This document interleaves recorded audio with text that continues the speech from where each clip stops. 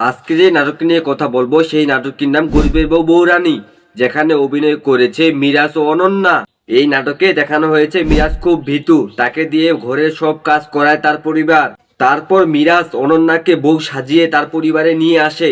তখন অনন্যা মিরাজের প্রতি অত্যাচার অন্যায় দেখে প্রতিবাদ জানায়, তার পরিবারকে সেই কাজগুলো করায় যেটা মিরাজ করত। আর এই প্রতিশোধের ব্যাপারটা আমার খুব ভালো লেগেছে, যেটা আপনি নাটকটি দেখলে বুঝতে পারবেন।